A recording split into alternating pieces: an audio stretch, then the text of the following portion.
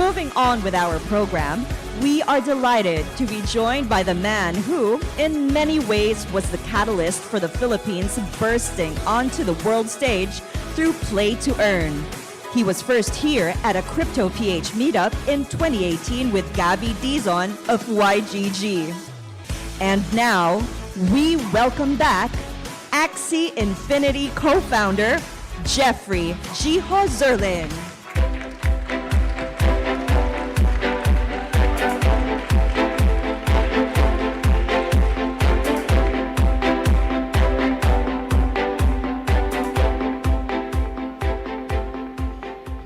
Wow, this is really surreal. I remember being in the Philippines in 2018 and 2019 and speaking in front of maybe 10 to 20 people, and yeah, I can't even count now. So this is super special, and it means a lot that you all have gathered here.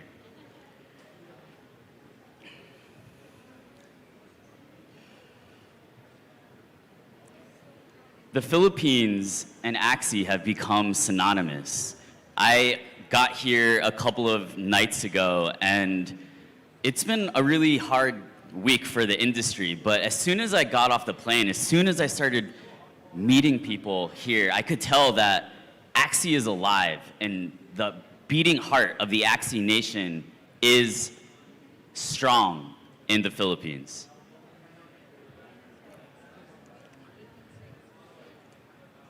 This picture, I think it says so much, right? For so long, crypto was about trading, it was about speculation, it was all about money.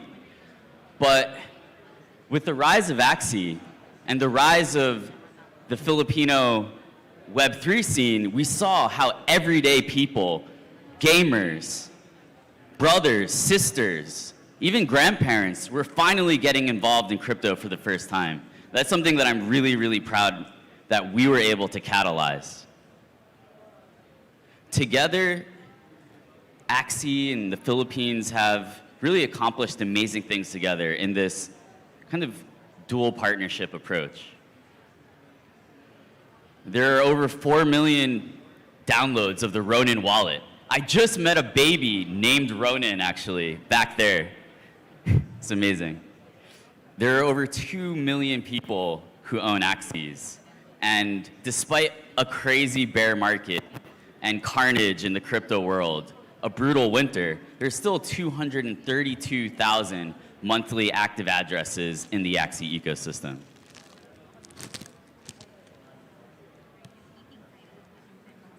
And very quietly, Axie is actually the #1 NFT project of all time by volume traded, beating even projects like CryptoPunks and Bored Ape.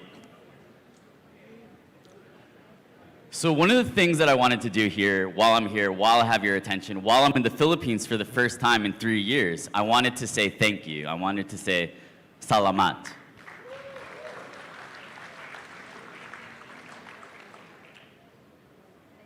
It was actually very sad earlier this year when we had AxieCon in Barcelona, and for many of you not to be able to come, right? Because of the COVID restrictions and complications from that, it was difficult for us to have AxieCon in the Philippines this year. So I'm here, I wanted to make a point to visit because I know how badly so many of you wanted to attend.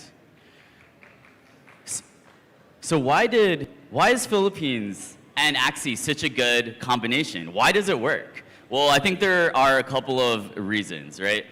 First of all, Filipinos are gamers. You love games, especially mobile games. I think it's also maybe the traffic and the commute, right? You have extra time each day where you need a little bit of enjoyment. Many games actually launch in the Philippines first before rolling out to global markets. Also, the Philippines is a young nation. The median age here is around 25 versus 30, right? I come from the West, I'm American, and yeah, everyone is super old, and that's actually not good. But when I come to Southeast Asia, what I notice is that everyone is young, it's vibrant, people are futuristic, and willing to try new things. And another important point is that in the Philippines, the legacy financial system, TradFi, isn't firmly entrenched here, right? Over 30% of the country is unbanked, which might sound problematic, but to me, I see this as blue ocean, right? A lot of the extractive traditional financial institutions, they don't have a foothold here, and that's great. That will allow for a more user-centric and bottoms-up financial system to emerge here. Another point that I want to make is that I think that the Philippines will be similar to the Korea of Web3. So what do I mean when I say this? Well, StarCraft is actually one of the reasons that the Korean nation was able to rise so quickly just in the last 20 years. People started playing StarCraft 1, Brood Wars, there was the rise of the PC bong. This necessitated really intense internet infrastructure and spurred the adoption of the internet in Korea. And just as StarCraft led to Korea becoming a rising power, I see Axi's relationship with the Philippines spreading Web3 adoption and actually making the Philippines a rising power through the adoption, by embracing Web3. I wanted to also revisit the roots. Here is some of the original concept art that Masamune made way back in 2018. Back then, it was really hard to imagine that all of this would unfold. I think our initial vision was very innocent. We were CryptoKitty players, for the most part, that just wanted to do something better. I came from the community. Chung came from the community. We just saw an opportunity to make something better, a futuristic pet, something that you could battle, something that you could love, something that you could upgrade over time with your time and effort and your skill, your proof of play.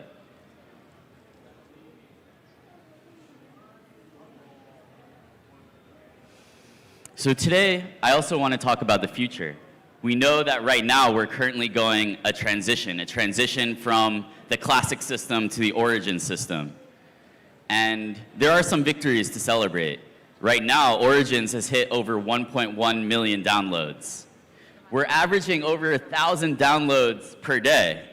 In the last bear market, there were less than 1,000 people in the entire Axie community.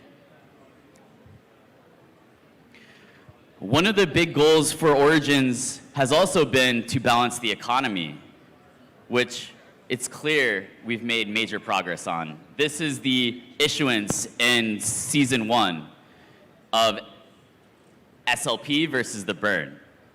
And you can see that over 3x the amount earned in game has actually been burned. This shows that we're transitioning to this consumer economy. People are spending for emotional reasons, which is actually what's really needed to create a sustainable economy in the long run.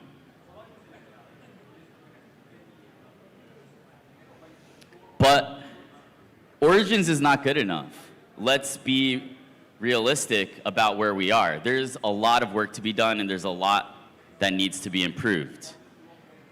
I've been talking to players here in the Philippines as well over the last couple of days, taking notes. And I think one of the good things is that a lot of the feedback and a lot of the incoming changes are relatively aligned. So we see that there needs to be more energy in cards per hand to allow for higher skill cap, more decisions in game. We also know that the Blood Moon system is a little bit frustrating, right? It's bad when a win condition is just to stall and hope that the Blood Moon takes out the opposing Axies. That's very, very frustrating. We've also heard that the community wants to help more. They want to help and be involved in the balancing process. And one of my favorite moments from Classic is when we put out a sheet for the community to actually put in their own suggestions, and we will start doing that again. We've also seen your feedback on matchmaking and are looking into that. Right? One of the big reasons that it makes sense to use tokens to incentivize play is that the more concurrent users there are, the more fun the game is, because you're getting a better match with someone at your skill level, a better, faster match. But right now, that matchmaking system is not perfect. There's a lot that needs to be improved. We've also looked at the return mechanic, right? Where now you'll be able to spend energy to actually be able to retain a card rather than having the ability to make it come back in the next turn. We also think the class archetypes need to be more clear, right? One of the things that we've seen is beast dominance. But beasts are actually a pretty fun class to play because there's a lot you can do. There is a lot of decisions you can make around how you build up and spend your rage. We want to bring that to all the classes, that optionality, that second order, higher level thinking. So we're looking at introducing a new mechanic. This mechanic would be called something like energy burst and allow for you to build up these energy shards by simply playing cards and then cash in or use those energy shards later on to actually get more energy. I know that there are a lot of guilds here today, so I want to touch on some of our principles for esports as we move forward into the future. So one of the things that we're doing is that we're democratizing esports, right? Where traditional esports programs, like what you might see out of Riot or Valve, they're very top-heavy. They focus on a few large events, rewarding the very top players. We think that there's a path forward for a more democratic esports ecosystem where you're investing in local tournaments, local tournament organizers, local talent. A system where the rewards are spread out and there can be a much larger variety of players and organizations that are able to have sustainable lives, sustainable careers through esports. We also understand that an esport needs to be skill-based. People want to see a legitimate demonstration of mastery, and that is so key to the viewer experience, which in turn is what makes the esports ecosystem function and thrive. We also, of course, need it to be sustainable. Esports has to be driving spending within the ecosystem, viewership, attention. It has to be something that pushes the entire ecosystem forward.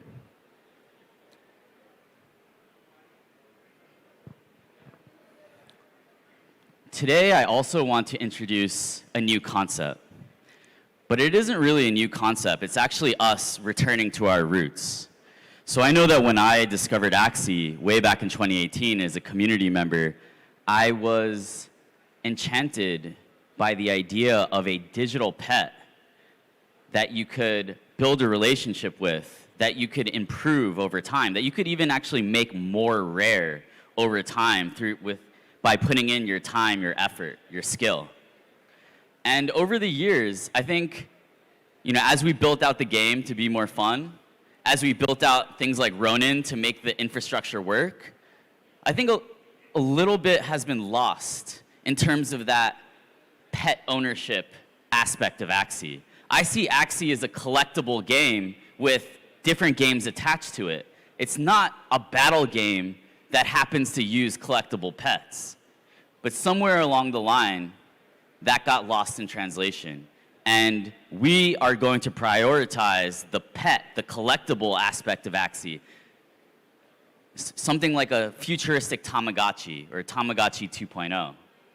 So how will we achieve this? Well, we are going to prioritize features like equipping accessories, upgraded parts, breeding events, Axie avatars and PFPs, and even in the future, Axie raising, feeding, and petting. When I moved to Vietnam to work on Axie, I actually had to give my dog back to my parents. And I think this is actually a really common experience for our generation, where it's really hard for us to actually have pets. And for me, during that summer where I was homesick, my Axies, they actually were a huge source of comfort to me. And I think that is part of the path to us being able to really capture the hearts of the world, the next generation moving forward.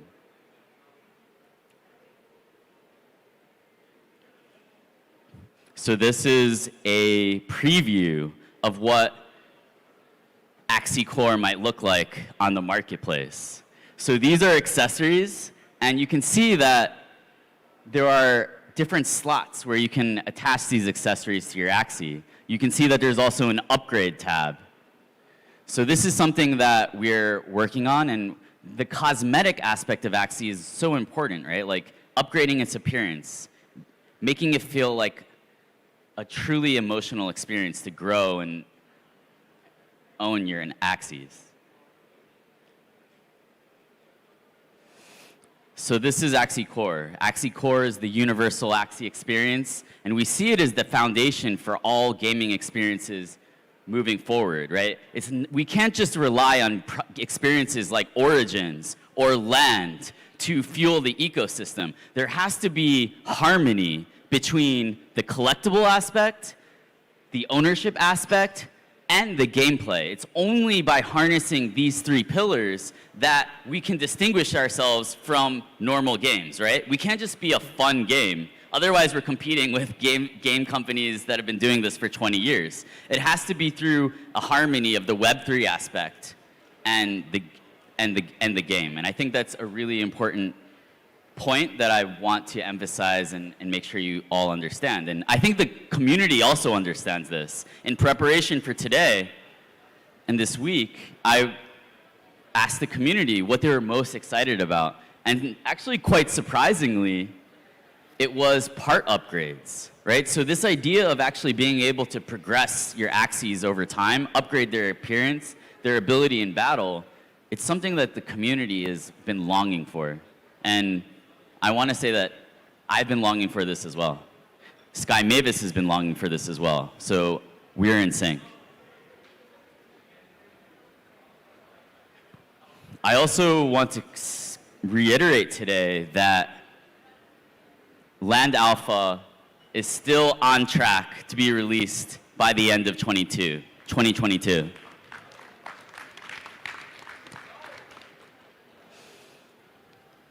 And for those of you that do not have Land, I also want to let you know that we're working on a delegation feature, right? So this would allow something like a scholarship system to work with Land. This will not be in the initial alpha, but it is something that the team has in the roadmap. So yeah, I wanted to make sure to make that point here.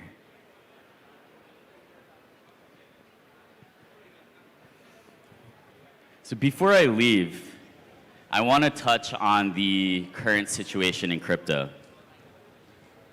The last week has been a bit depressing. Many people have gotten hurt. Users, right, retail investors have been really damaged by the actions of careless exchange owners. And it's something that in 4 years of crypto, I've never really seen anything like it, and it's disgusting.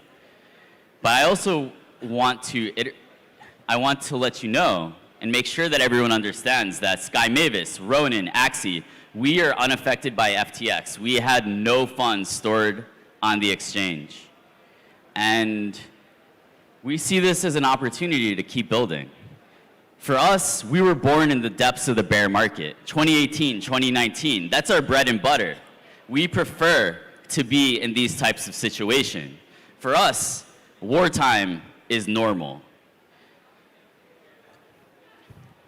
And I want everyone in this room to know that we will be here building alongside each and every one of you.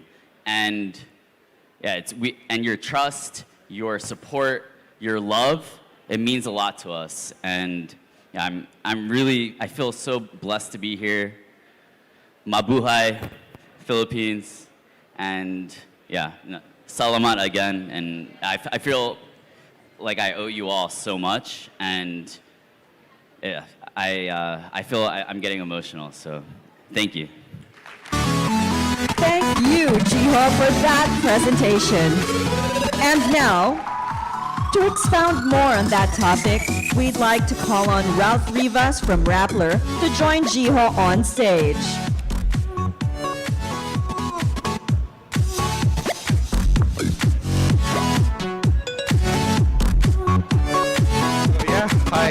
everyone. Hi, Gio. Hope you're enjoying your stay here in Manila. Now, whenever I talk to anyone who's very into the Web3, NFTs, crypto, they have a common trait. They're always on the lookout for what's next, a vision. Now, actually, on your first few slides, you say the future of Axie is Axie. So can you elaborate more about that? So what's the future looking like for Axie Infinity, and how will it shape how we play in the Web3?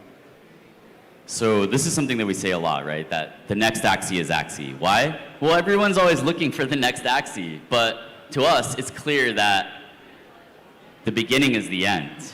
And something that the community often says is that Axie is the Bitcoin of NFT gaming, right? There is no next Bitcoin. There is no next Ethereum. In a likewise manner, in a similar manner, there is no next Axie. And so that's what we kind of refer to when we mean that, yeah. So what about esports and Axie? Any key trends that you're observing, behavior preferences, changes, and how are these trends in esports shaping Axie, or how is Axie even shaping esports? The competitive scene in Axie has been steadily growing for a while now, right? And we've also started to up our support for tournaments all over the world, more regional tournaments, casters. There is an entire ecosystem of organizers and competitors, pro players that is gathering, right? And there's a really strong foundation that's being set, but it's also our responsibility to work with the community to make a better game. And right now, Origins is still a very early project, right? We're still making rapid, iterative changes. I actually think that if I have to be super self-critical, or I think that actually the season structure right now in Origins is too long relative to the state of the game, right? I think that Origins needs to be, we need to be making rapid adjustments to Origins, but right now we're committed to this structure, right, where it's like a 60-day season. We can only balance at the beginning, and something about that is not really working, so that's something that we're looking at how to improve. So what about competition? Lots of games already available out there. So what's your edge? We try to build things that have never been built before and answer questions that have never been asked before. If you just try to make a better product than the competition, then you're going to, right, get involved in this arms race where nobody actually wins, right? So we try not to look at what other people are doing, and we try to invent things, right? That's our bread and butter. That's why we're able to get to this point, is because we're able to think outside the box. And if everyone is just trying to copy us and adopt our models, then we know that we're winning. If we're trying to look at other projects and learn from them too much, that actually can be really harmful. Okay, let's talk about the Philippine market. Of course, the Philippines is a huge, huge market for Axie. So what's the outlook? Any targets? Or, I don't know, we may not have the crystal ball, but I'm sure you have a vision of how you want to see the growth here in the Philippines. So the Philippines is one of the best, if not the best, place to have a gaming community in the world. It's a very young population. It's a country of mobile gamers, very competitive, and over time we see this becoming also a nation of incredible means and wealth as well, through the adoption and the way the country is embracing Web3. The Philippines is actually leading the world in Web3 adoption.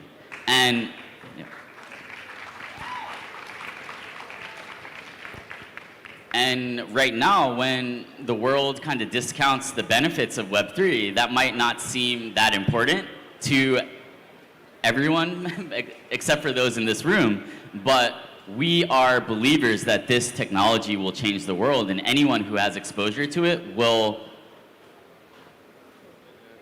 have this path towards a more prosperous future. Now, of course, we need to talk about the sensitive topic, of course, of the Ronin bridge hack. Now, the money was returned. I mean, people that lost their money were able to get their money back, but of course, the players were spooked. So, any assurances or how, moving forward, how do we move forward from this? Sure. So as we pushed for mass adoption, we were driving like 130 miles an hour, and as Axie blew up, right, the amount of value in Ronin really skyrocketed. So definitely we made sacrifices on that push for mass adoption, and it was a mistake. But luckily, I think the outcome has been relatively smooth, right? Everybody has been made whole. All user funds on Ronin were quickly back to one-to-one. And I think actually our response to that crisis is being used as a blueprint for how you should deal with a crisis and how you should react to adversity, whereas other founders seem to be, right, taking the easy way out and really destroying their projects because of that. Now, for new players and those that were spooked but are now thinking of returning, so how do we appreciate Axie at this point? Play to earn, play and earn, play and win. I mean, lots of jargons there. So how should we look at Axie? To me, like defining it through some 3 words like that doesn't even necessarily make sense, right? Axie is a digital nation. Axie is still a digital nation. Axie is still the best way to learn about Web3. Axie is still the best community in gaming. And Axie is still a place where you can earn real assets that you actually own with your time and effort. Now let's briefly talk about the Builders program. Basically, it's a program where you let the community engage directly with the Axie ecosystem. So how can this be the next path to decentralization and Web3 games? Yeah, the Builders program, for those of you that aren't aware, is this program where the Axie community can actually build games on top of the Axie IP. And we've seen some really promising case studies emerge from this. Things like Axie Doll, Mech Infinity, across Lunasia are looking like they actually could really act as new experiences that add to the depth of experience that you can have within the Axie Nation. And so the initial experiments seem very promising, right? So we'll see, like, as these projects get more traction, we're actually working on an experiment with one of the projects that should go live later this month, and then we'll be able to see, like, if we take a more integrated approach, right? Maybe with something like more app.axie, giving them more social media exposure, can we meaningfully boost their adoption? We believe that is the case. So we want to see how we can how we can help these projects grow and scale over time and become increasingly more important. Yeah, so I'll give the audience a chance to ask a couple of questions. So anyone, there are 2 microphones there and there, so please just approach the microphone who wants to ask. Yeah. Yeah.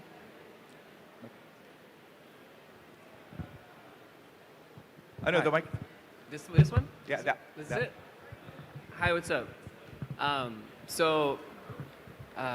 The tournament that you guys are doing for $130,000, it's pretty awesome. And I saw the esports grant has $200,000 for a Thai tournament next year. And it's pretty exciting to see the support, especially since esports is more sustainable, like you said. But I wanted to ask how the play-to-earn allocation will be allocated going forward when we have things like land as well as origin. Like, is there going to be, a discrepancy between, which is more prioritized, especially since, if you look at land, land was important for raising funds initially for development. But as far as sustainability, breeding is probably going to be the largest driver for the treasury going forward, although you still have land sales and stuff like that. But like, how is Sky Mavis going to navigate, deciding, which one to allocate more funds of the play-to-earn allocation in AXS? Yeah, I think it's interesting that you bring up breeding, right? Because breeding has actually been the largest source of inflows to the treasury. So I think it could actually make sense, right, to see Axie Core as something, a gameplay loop that actually should receive some allocations of access as well. I think, right, like, yes, there should be clear KPIs in terms of, okay, if we allocate this amount of access to origins versus land, right? Like, what are the expected inflows to the treasury that the community can expect? What is the boost in adoption, right? Not everything can be deduced to revenue, right? Sometimes, right, you want to spur adoption, right? So it's like, are these products ready for more amplification, right? So, yeah, I think like the level of traction, the maturity of the project, the expected ability for, right, $1 of access to drive more access or more ETH into the treasury, these are all things that need to be taken into consideration. I will also say that it's a pretty difficult process, and it's not necessarily something that there's a huge amount of history to draw on. So we'll navigate it together with the community. Okay, another question on the floor? Hi, my name is Isabella. I'm head of developer ecosystem of Router Protocol. But my main question is about education, the Philippines, and regulation. So actually, I come from the Philippines, and I'm the only Filipino in the whole Router Protocol team. And I don't have an education after grade 1. So I went from grade 1 to blockchain because of playing Dota. And I think a similar thing is happening with Axie Infinity, where really young kids are now learning about blockchain and crypto and SLP because of Axie. I have a lot of questions for Sky Mavis, but I guess I'll just try to do it 3 in 1. Basically, how would you what is one thing you want to see in terms of education for more adoption to happen? Like, what approach do you want to see? Are you bullish on having blockchain within our curriculums? And will you be willing to work with government agencies in developing public policy for public schools? And what Filipino characteristics did you see that makes you bullish on the Philippines? Thank you. Okay. Well, first, I think that education is really important. But I also believe that not everybody learns in the way that schools or traditional educational institutions think that we should learn. I was someone who, when I was in school, I wanted to talk, I wanted to discuss, I wanted to debate. I was actually very fortunate to go to a high school where there was no such thing as a lecture. Like, everybody just sat around the round table and were able to discuss ideas, and the professor was just a student in the classroom, basically alongside us. So I'll also say that for me, blockchain education is best